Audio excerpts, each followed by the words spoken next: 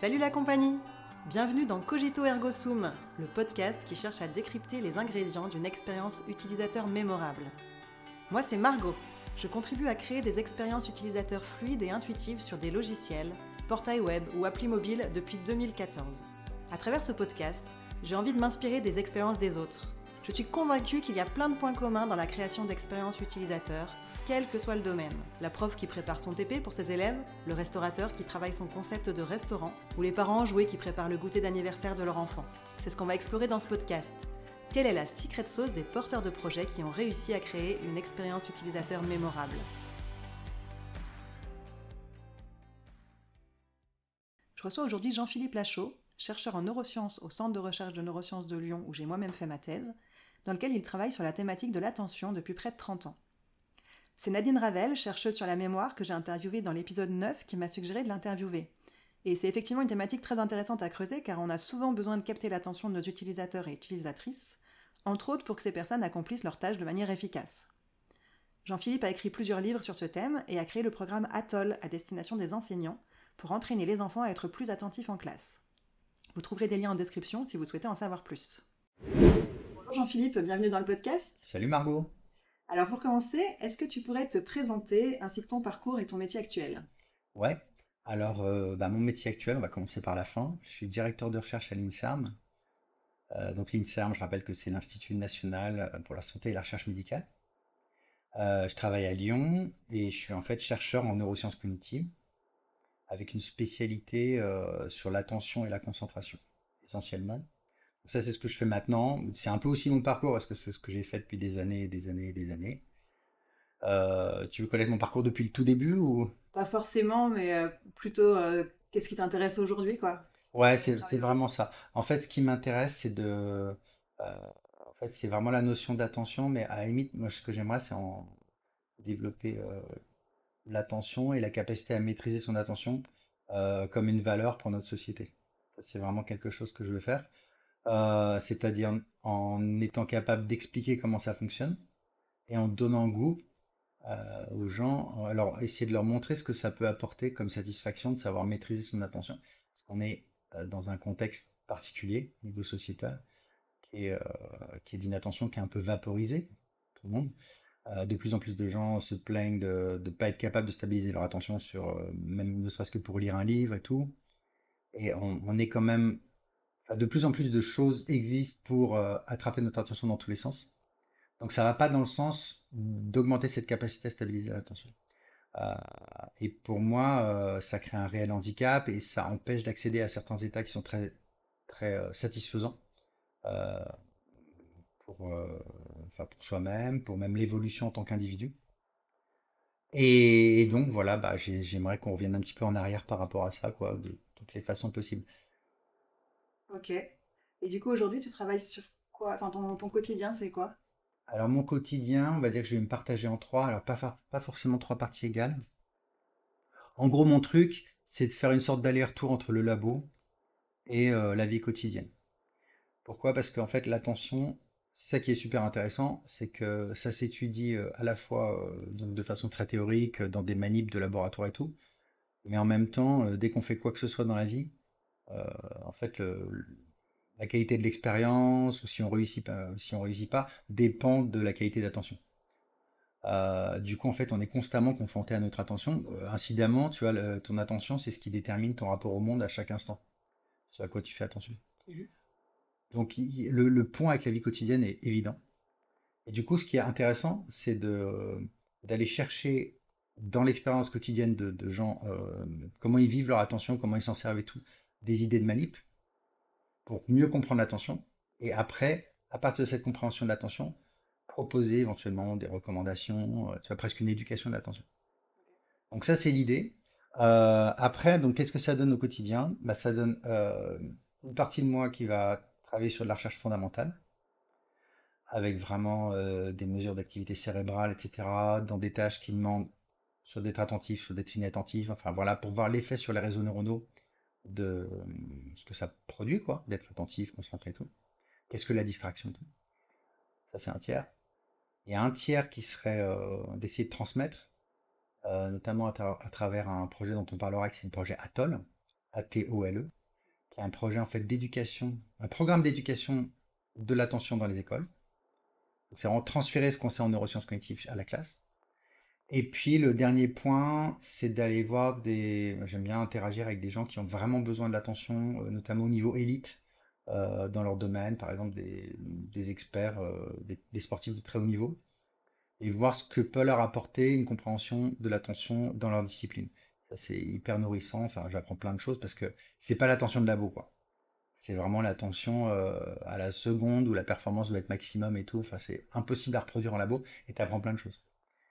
Donc c'est pas un tiers, mais en gros, c'est ça. Ok, super. Ben, on va parler de tout ça un peu plus dans le détail. Ouais. J'espère que tu aimes bien les réponses longues. Ouais, j'adore. On a le temps. Ok. Du coup, en introduction, moi j'aime bien définir de quoi on va parler. Donc aujourd'hui, ma première grande question, ça va être c'est quoi l'attention? Ouais. Alors l'attention, c'est quoi? En fait, c'est essentiellement un mécanisme de sélection. Dans le sens où le cerveau ne peut pas traiter à chaque instant de façon approfondie tout ce qui arrive au sens. En fait, il faut. Alors là, on parle d'attention sensorielle, mais on pourrait étendre à tout ce qui est interne, type pensée, émotion, etc. En fait, c'est trop. Donc, il va y avoir un choix à chaque instant de privilégier voilà, certaines choses par rapport à d'autres qui vont être analysées en profondeur, tandis que les autres vont être restés un petit peu à la périphérie. Et donc, ce processus de sélection, c'est l'attention. Alors après, ce qui est intéressant, c'est la question subsidiaire, c'est à quoi on peut faire attention. En gros, sur quoi se porte l'attention. Et donc, elle va se porter de façon évidente sur des objets du monde extérieur, mais on peut aussi faire attention à des couleurs, on peut aussi faire attention à la petite voix dans sa tête et tout. En fait, c'est simplement qu'au niveau cérébral, certaines populations de neurones vont tout d'un coup acquérir un statut un peu privilégié, dans la mesure où ce qu'elles traitent va être diffusé à l'ensemble du cerveau, tu vois, vraiment pour aller avoir une résonance sur le reste de l'activité cérébrale qui est plus importante. Et du coup, tu peux faire attention à plein de choses bizarres du moment qu'il y a un groupe de neurones qui est un peu spécialisé pour ça. J'avais vu un champion de tir à la carabine. Ouais, je sais pas comment ils appellent ça, mais en gros, lui, il se concentrait, son attention était portée sur la sensation d'harmonie d'un mouvement. Ça, c'est un truc hyper abstrait, mais ça pouvait constituer une cible pour son attention parce que t'as des neurones dans son cerveau quelque part qui sont sensibles à ça, et donc ils rehaussaient leur activité, et voilà. Donc l'attention, c'est une sélection, et donc c'est un choix. Et c'est important de le savoir parce que, justement, par rapport tu vois, au niveau sociétal, le fait qu'on essaie de faire attention à tout en même temps et du coup on n'y arrive pas, en fait c'est un problème de choix. C'est qu'on ne veut pas choisir, et choisir c'est renoncer. On ne veut pas renoncer à certaines choses, on veut être partout. On veut avoir des sushis dans la bouche en même temps de la pizza, en même temps des spaghettis bolognaise et tout, tu vois, pour rien rater. C'est comme si tu avais un gros buffet. Mais non, en fait, il faut accepter qu'on est des individus limités, que, voilà, faut faire des choix. Ok. Ça me fait penser forcément à un neuromythe assez important. C'est peut-être l'occasion de le débunker un peu sur Ouais. le multitasking. Donc, est-ce que l'humain est capable de faire plusieurs choses à la fois? Alors oui, oui, parce que par exemple, tu vois, en ce moment, je te parle et en même temps, je bouge les mains. Ok. Mais simplement, c'est pas deux choses qui demandent de la concentration, du contrôle, etc. Quand tu as deux tâches qui demandent d'être concentrées, celles-là, elles ne peuvent pas se faire en même temps. C'est pas possible. Donc, ce sera l'une après l'autre. Tu peux faire deux tâches en même temps que quand tu en as automatisé l'essentiel, toutes sauf une, et que la dernière, tu accordes vraiment ta concentration dessus. Ok. Donc, quelqu'un qui téléphone en conduisant, par exemple. Alors, Bah, si la conduite est automatique, ça va, mais s'il y a un enfant qui déboule devant lui, ouais, c'est ça exactement. Ouais. C'est-à-dire qu'en fait, après, c'est un petit peu plus subtil que ça parce que le... quand tu conduis, effectivement, c'est largement automatisé, mais pas complètement non plus.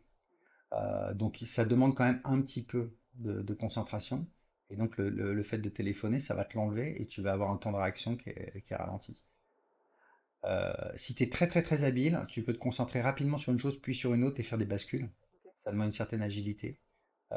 Mais dans la plupart des cas, il vaut mieux se concentrer sur une seule chose à la fois. C'est quand même la meilleure chose à faire. d'accord. Ça marche. Que tu sois une femme ou un homme. Oui, bonne précision. Ouais, Intéressant. parce que c'est la même chose.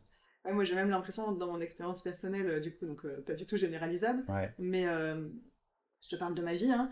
Mon mec, il arrive à, par exemple, surveiller des enfants et en même temps être sur son ordinateur. ouais, Moi, quand je fais quelque chose, je sais pas, je réponds à un message ou je lis un livre, mais je suis dans ma bulle complète et je sais pas du tout ce qui se passe autour. ouais. Donc je pense que je suis dans cet état d'attention très focalisé, quoi.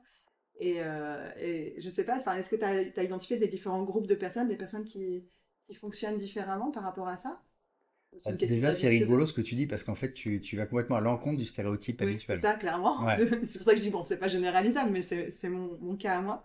Bah, disons que, ouais, il y a probablement des styles différents en termes de niveau de traitement, dans la façon dont tu t'engages, dans la tâche que tu fais.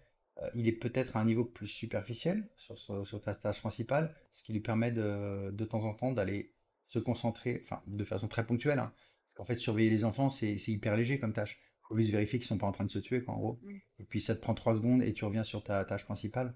Euh, ouais, alors j'ai pas d'études en tête, mais clairement il y a une idée de style parce que enfin, quand tu discutes avec les gens, c'est la première chose qui revient. C'est qu'il y en a qui sont plus à l'aise pour basculer rapidement d'une tâche à une autre. Mais ceci dit, voilà, ton mec, enfin, on pourrait le piéger facilement en lui demandant vraiment une tâche qui demande de se concentrer et vérifier avec lui qu'il peut absolument pas faire une autre tâche en même temps. Tu vois, je l'avais fait avec mon gamin. Moi, il y avait une émission de télé, quoi, et puis c'était sur les ados qui étaient censés être des super multitaskers. Ouais. Et on avait fait venir un ado. Bon, j'avais mon fils qui était sous la main. Allez, hop, viens. C'était l'exemple, tu vois, du gamin multitasker et tout. On lui avait fait vraiment une tâche qui demande de la concentration avec une mesure de performance en continu. Et pendant ce temps-là, je lui avais demandé des noms d'animaux qui commençaient par C ou par D et tout. En fait, il a explosé, quoi. Parce qu'il pouvait absolument pas faire les deux choses en même temps. Et c'est ce qu'il a dit. Il a arrêté, il a dit, je peux pas. Donc tu vois, en fait, est-ce qu'il y a aussi cette espèce de mythe comme quoi les générations qui arrivent sont plus à l'aise avec ça?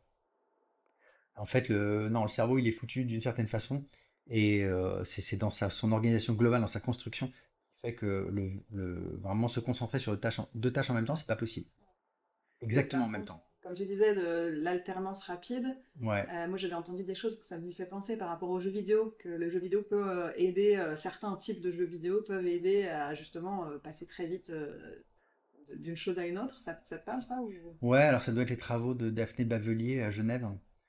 Elle montrait aussi que quand tu fais des jeux vidéo type action, tu as une plus grande réactivité aux événements périphériques. Ouais, c'était peut-être ça, je me souviens plus. T'avais C'était un ça. vague souvenir. Mais alors c'était rigolo parce qu'elle disait, en fait dans le papier, je me souviens très bien du papier, le papier il disait, donc c'est intéressant de développer des jeux vidéo pour améliorer l'attention. Ok, ok. Conclusion un peu rapide peut-être. Ouais, parce qu'après, immédiatement après, elle disait, mais attention, il faut que le design soit vraiment très amusant, parce que sinon, au bout de quelques secondes, ils vont se lasser. Ah oui. Et tu dis, bah en fait, du coup, ils savent pas du tout se concentrer. Parce qu'en fait, la concentration dont tu as besoin dans un cours et tout, c'est d'être capable de te concentrer même quand c'est pas drôle. En fait, ça, c'était pas du tout développé par les jeux vidéo, cette capacité-là. Ok, bah c'est super intéressant, ça va faire le lien avec ce dont on va Ouais. parler. Mais d'abord, avant de rentrer dans la conception elle-même, qu'est-ce qui influence l'attention d'une personne, qu'une personne va porter sur une tâche? Alors, plein de choses. Enfin, pas plein, en gros. Tu as 3 grands systèmes qui décident à chaque instant de ce à quoi tu fais attention. C'est-à-dire qu'ils vont essayer chacun de tirer pour amener l'attention sur certains aspects que ce système considère comme le plus important. Tu as un système qui s'appelle le système préattentif. Très attentif, c'est ça. Préattentif. Alors j'expliquerai pourquoi il s'appelle le système préattentif, mais en gros, il faut l'imaginer comme un petit radar qui est en permanence en train de scanner notre environnement au cas où il y aurait quelque chose d'important. Et ça, c'est un système qui est super important parce que quand tu es concentré vraiment sur quelque chose avec ton attention qui est un peu vissée sur un objet, euh, tu crées une zone de lumière, mais tu crées aussi des zones d'ombre. Et tu peux te mettre en danger. Si tu es sur ton téléphone et quelqu'un qui arrive en vélo ou en voiture et tout, bon, danger, il faut quand même le remarquer. Donc en fait, le système préattentif, il va servir à contrebalancer ça et à garantir une sorte de survie. Donc il fait cette analyse qui est très rudimentaire parce qu'il analyse tout en même temps.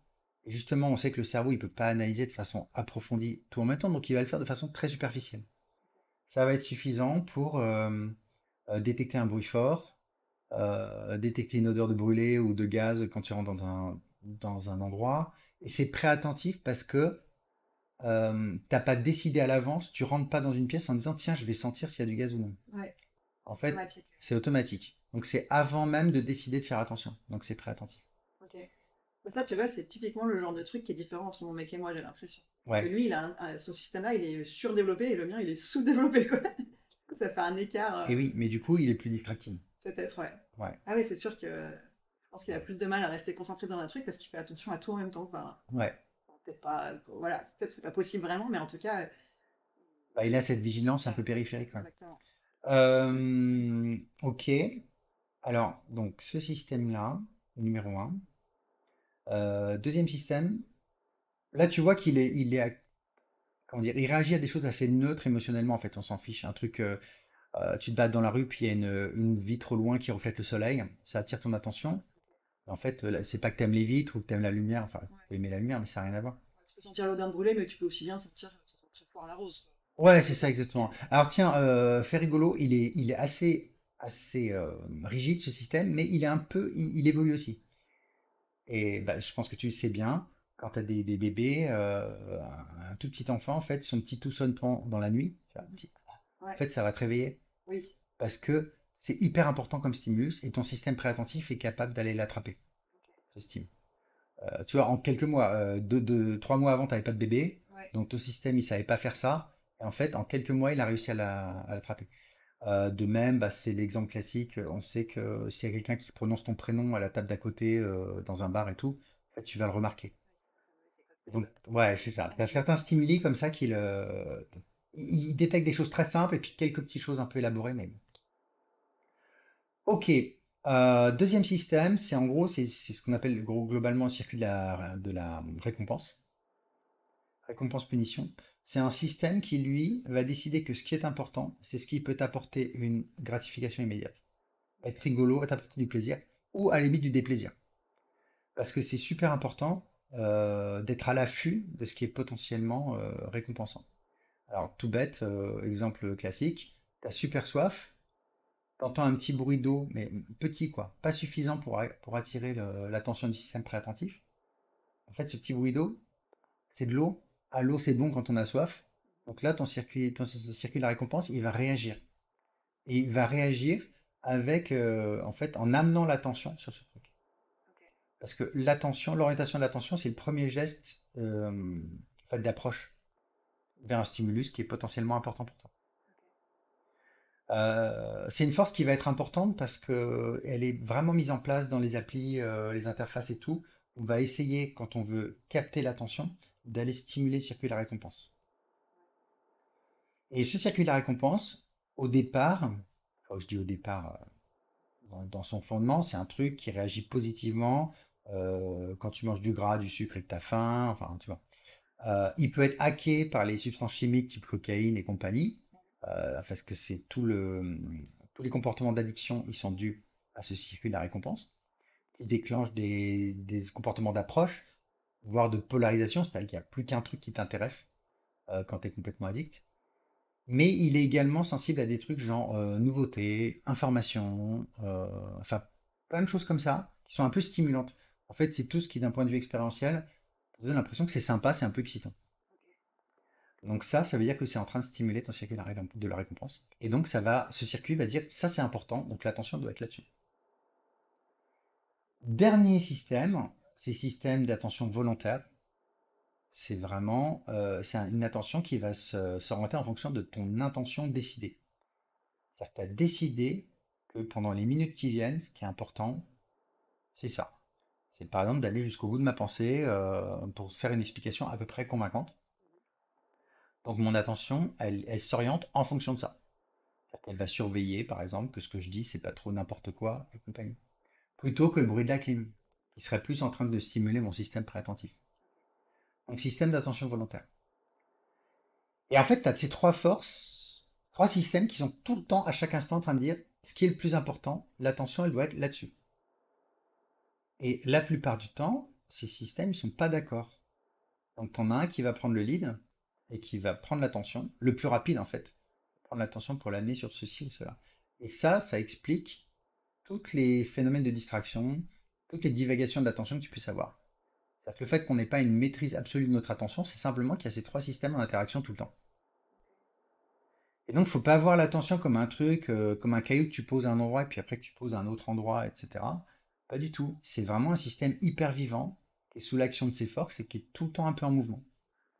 Et pour des bonnes raisons, quoi. Des raisons de survie et compagnie. Super intéressant. Ok. Et donc voilà, donc tu peux analyser l'attention de quelqu'un, ses déplacements, à la lumière de ces trois systèmes tout le temps. Ah. Ouais. Après, tu peux rajouter, alors c'est pas vraiment un système, mais par exemple, t'as un truc qui s'appelle les habitudes attentionnelles. Habitudes attentionnelles, c'est que tu arrives dans un contexte où tu as l'habitude de faire attention à certaines choses. À ce moment-là, dans ce contexte, et ben naturellement, ton attention, elle va avoir tendance à aller dessus. Exemple, tu arrives à un rond-point. Bah, quand tu arrives à un rond-point en voiture, tu regardes à gauche, parce que souvent les voitures, elles arrivent de la gauche. Alors c'est un peu pour éviter le danger, certes, mais c'est aussi parce que tu as pris l'habitude de le faire. Tu n'as plus besoin, c'est pas vraiment une décision volontaire, parce que ça se fait automatiquement. C'est pas tellement préattentif, parce qu'il y a aussi des choses qui se passent à gauche, à droite et tout, il peut y avoir un panneau publicitaire. C'est pas tellement du circuit de la récompense, c'est encore autre chose, quoi. C'est les habitudes attentionnelles. Et ça, c'est intéressant parce que ça montre, tu vois, la flexibilité de l'attention, que ça s'entraîne l'attention. Pour plus avoir forcément. Tu vois, en sport de haut niveau, ça va être important.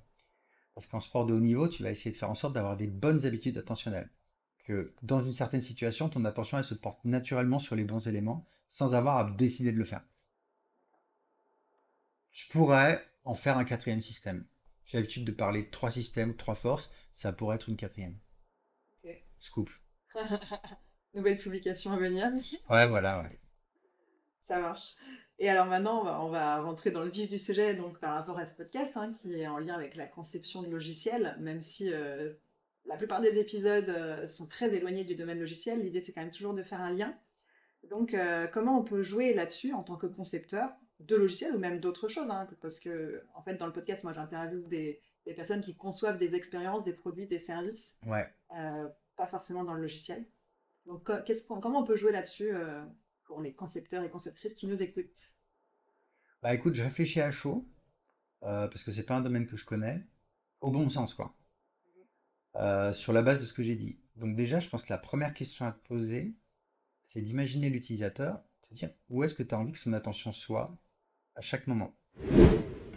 Merci d'avoir écouté cet épisode. N'oubliez pas de vous abonner pour ne pas manquer la suite de cette discussion.